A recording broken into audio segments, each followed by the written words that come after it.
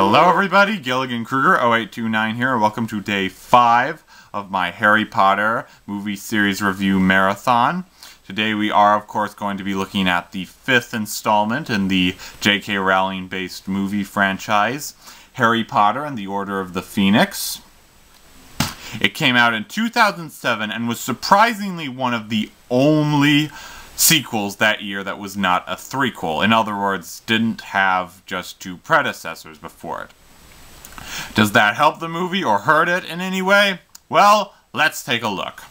So this one actually starts at a playground not too far from the Dursleys, where after a short little feud between Dudley and Harry, the two are attacked by a pair of Dementors. Harry uses the Patronus charm to scare the Dementors away, but the Ministry found out that since he's still underage and he's using magic off Hogwarts, he's been expelled. But thanks to Dumbledore, they go to the Ministry and fix everything out, and his expulsion is lifted. But this isn't the big issue of this movie. This one introduces us to a group of wizards that include, among others, Lupin, Moody, and even Sirius Black. It turns out they're a group called the Order of the Phoenix that Dumbledore founded 15 years before the events of this movie, that was specifically formed to fight against Voldemort and his Death Eaters. It's been very extensive, and even Harry's parents were part of it at one time. The Order summoned Harry to their mansion, which is Sirius Black's house, to inform them that Voldemort is trying to raise his army to wage a wizarding war again. But they suspect that he's looking for something that he was looking for something, sorry, it's late, that he did not have during the last assault.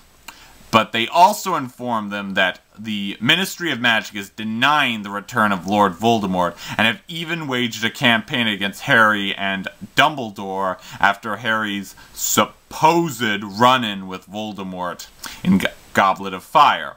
To make matters worse, the Ministry has also recruited a new Defense Against the Dark Arts teacher, Dolores Umbridge, played by Imelda Staunton, hope I said her right, in order to train the students. But the problem is she's only teaching them simple magic. It's not defensive magic. It's barely even passes as practical.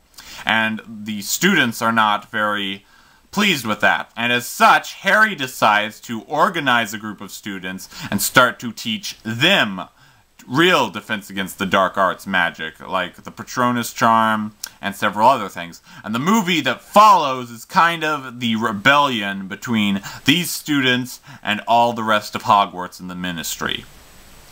Now, I will not make it a secret that this is my least favorite of the Harry Potter movies, but after a more recent viewing of it, I don't think it's a bad one.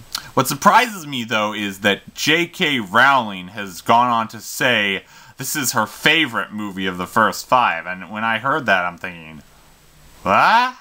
I mean, as I've told you, I haven't gotten too far in the book series, but I'm not sure how this did in regards to either movie or the book, because we have a lot of things.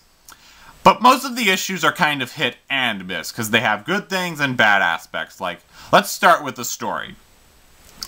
The story, for me, I just felt like it didn't really flow very smoothly. Like, I complained in my last 4 Harry Potter reviews that the story would either be too slow or too rushed, and here it actually sways in with both. Sometimes the scenes are dragged on, and you're like, and other times you're like, whoa, what just happened? And I think one of the reasons behind this, and I just found this out on Wikipedia an hour ago, actually, that this is the only movie that had a different screenwriter than the other. Instead of Steve Kloves, they had a guy named Michael Goldenberg do the screenplay for this one. And I really think that shows in the way all the events come forward. I'm not sure if blaming him is the big issue, but that's kind of unfair, but that's where my suspicions lie. This movie also has a new director, David Yates, who, in addition to this movie, has also signed on for Half-Blood Prince and both parts of Deathly Hallows. And since the movies following this one were a lot better, I'm not going to blame him. But awkward as this is going to sound, though I didn't really like the main story of this movie, I really kind of like the small subplots. Like, there's one part where we're going into Sirius Black's past. Sirius himself I always thought was a very interesting character. But this is a short scene where we find out about his family and even more on his relationship to James and Lily before the events of the first movie. And I really thought that was interesting. Short and straightforward to the point, but I really like that scene. But we have more to talk about than just the story. We also have the characters. And they're still flushed out, and they're still maturing. I will always praise these movies for having Harry, Ron, and Hermione, among others, maturing more in each movie. But there's something that confuses me about this movie. Why is Harry such a douchebag in it?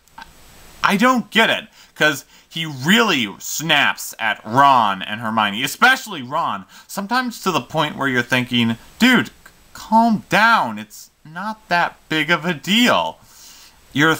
And I don't know if, again, I'm not sure if this is how Harry was like in the book Order of the Phoenix, but I didn't really like it in some scenes in this movie. But my biggest issue about this movie is, of course, with the character of Dolores Umbridge, who...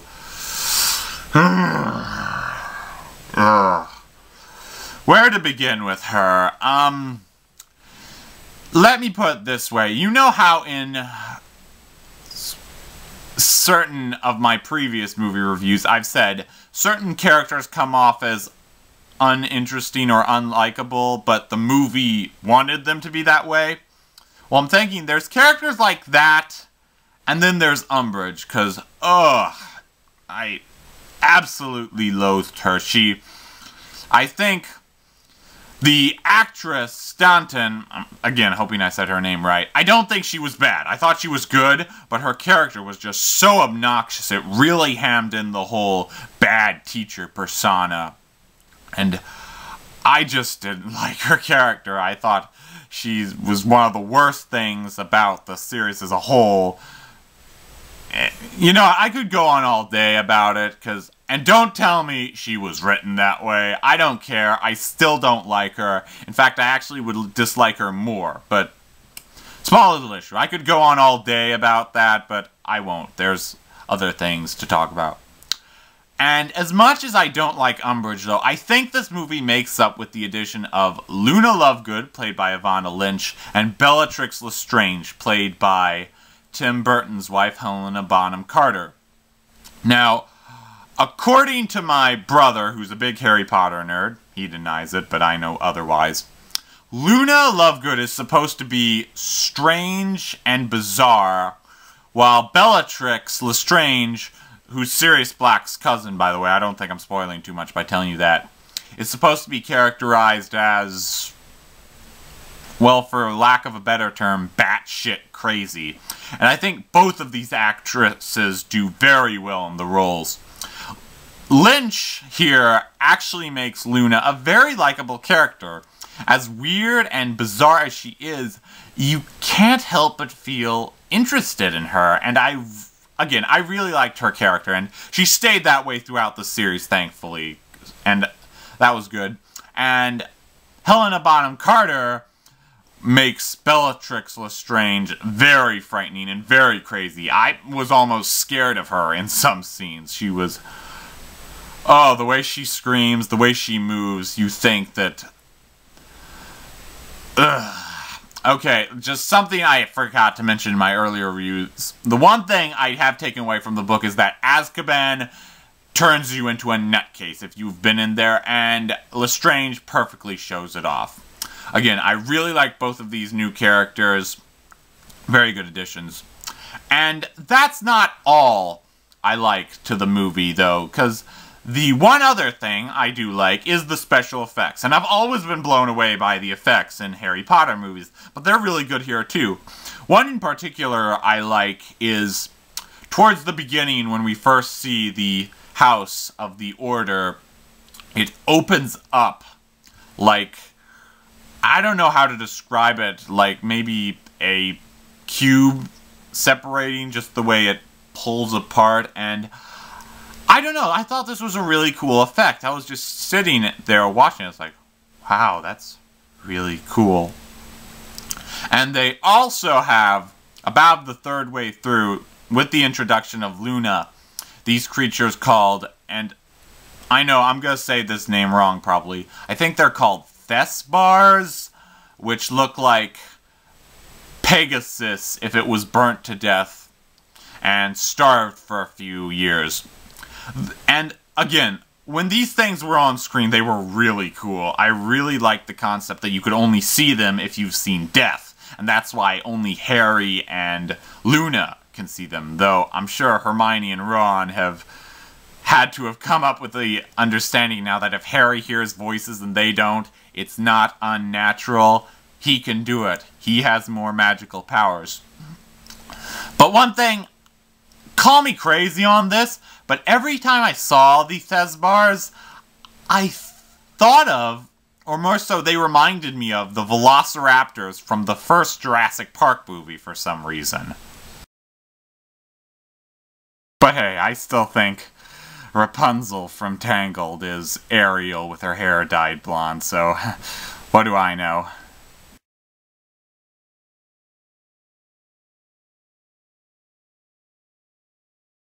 Final verdict, though. While this is my least favorite Harry Potter movie, I definitely think it's far from a bad movie. It's the acting, maturity, and special effects that still make this a recommendable feature. I frequently joke around that 5 is a bad number for movies, but this is one of the small exceptions. It's still an enjoyable movie, and I would not discourage you from seeing it if you were watching all of the Harry Potter movies. So, I'm going to give Harry Potter and the Order of the Phoenix 3 stars out of 5. And that's 5 down and just 3 to go. You can find all my movie reviews on my YouTube channel. If you have a movie you'd like me to review, comment on this video or on my channel. Until next time, peace. Lumos!